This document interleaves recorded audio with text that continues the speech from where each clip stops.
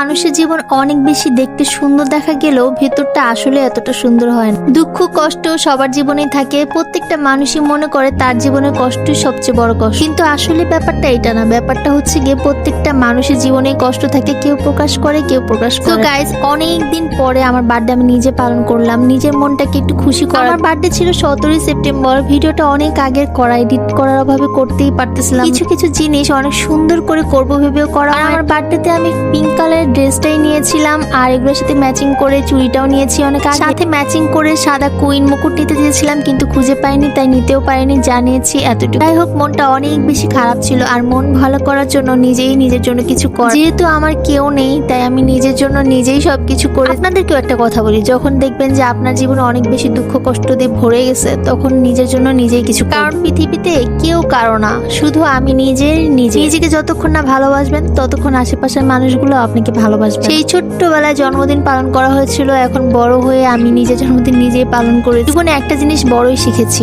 সেটা হচ্ছে আপনি যখন নিজে ভালো থাকবেন, তখন আশেপাশে মানুষগুলোকে নিয়ে ভালো থাকার চেষ্টা করবেন। আর যদি নিজে খারাপ থাকেন, তাহলে তো আর কোনো কথাই নেই। আশেপাশে কে মরে গেল, কে কিছু হইলো, কিছুই গাছ। জাস্ট দেখো, পিঙ্ক কালারটা আমি এইভাবে সেজে ফেলেছি, কেমন লাগছে আমাকে অবশ্যই কমেন্টস করে জানাবো। সো আমার ছোট্ট ভাইটা চলে আসছে জন্মদিনে উইশ করার জন্য। সো ওরা আস্তে আস্তে একদম 8টা বাজায়। ভেবেছিলাম ওদেরকে নিয়ে বেলুন ফুলাবো, ঘরটাকে সাজাবো, কিন্তু ওরা এত লেট করে আসছে। আমি আর মালিহা অনেক কিছু গুছিয়ে ফেলেছি, সাথে ওরা আসার পরে কয়টা বেলুন ফুলিয়েছি। আর আমি পিঙ্ক কালার কেক খুঁজেছিলাম, পাইনি, যেহেতু এটা নিয়ে আসছি। আর এই কেকটা এত মজা ছিল, খুব কম দামের মধ্যে। মানে আমি ছোট্ট একটা মানুষ, ছোট্ট একটা কেক নিয়ে রিজনেবল প্রাইসের মধ্যে আমি ভালো একটা কেক নিয়ে আসছি, আর এত মজা ছিল, এখনো খেতে ইচ্ছা। এই কানের দুলটা আমি অনেক আগে কিনেছি, একদমই পরা হয়নি, তাই আজকে পরেছি। কানের মধ্যে এত বড় দুল পড়লে কান প্রচন্ড ব্যথা করে। এখানে আমরা আমাদের ছোট ভাইয়ের সাথে অনেক বেশি দুষ্টুমি করতেছিলাম। জান্নাত সিফা বাসা থেকে সেজে এসে আবার সাজুগুজু শুরু করেছে। আমার বোনগুলো একটু পরে সাজুগুজু শুরু করেছে। এগুলো করতে করতে 9টা 9:30 বেজে গিয়েছে। আর আমি এই কেকটা 3 দফা কেটেছি গাইস। এটা ছিল আম্মুর সাথে কাটা, সাথে কিন্তু ওদেরকে নিয়ে কেটেছে, আবার আন্টির সাথে কেটেছে। আর আমার এই পিঙ্ক টেডিটা জান্নাত এত বেশি পছন্দ করেছে, ওটা দিয়ে অনেকক্ষণ ছবি তুলেছে।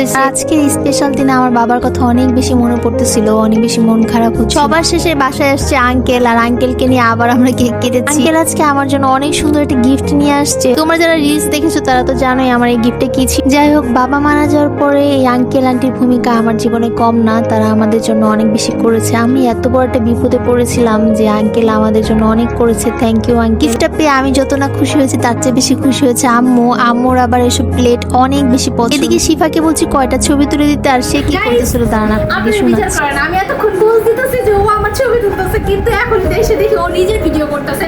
আলহামদুলিল্লাহ, আজকে সবকিছু খাবার আয়োজন আমি করেছি, নিজের টাকা দিয়ে কিনেছি, আর সব কিছু রান্না বান্না আমি করি। বাসায় যখন বড় কোনো আয়োজন করা হয়, তখন কিন্তু আমাকে রান্না বান্না করতে হয়। নিজের টাকা খরচ করে অন্যকে খাওয়ানোর মধ্যে যে কি শান্তি গাইস। আমি একটু ভয় পাচ্ছিলাম যে বিরিয়ানিটা কেমন হয়েছে, তো আন্টি বলছে যে ভালোই হয়েছে। যেহেতু টেবিলে আন্টি আঙ্কেলরা সবাই বসেছিল, সাথে কিন্তু বাচ্চারা কিন্তু খাটেই বসে গিয়েছিল। আমি যখনই কোনো কাজ করি, তখন আগের দিন রাত্রে থেকে কাজ শুরু করি, যাতে করে আমি জলদি যদি কাজ শেষ করতে পারি। খাওয়া শেষ করে আমি কেকটাকে কেটেছি। এটা কিন্তু ছিল 2 থেকে 2.5 পাউন্ডের কেক, মেবি অনেকদিন আগের, তো ভুলেও গিয়ে এখনো মনে পড়তেছে। কেকটা কিন্তু অসম্ভব মজা ছিল।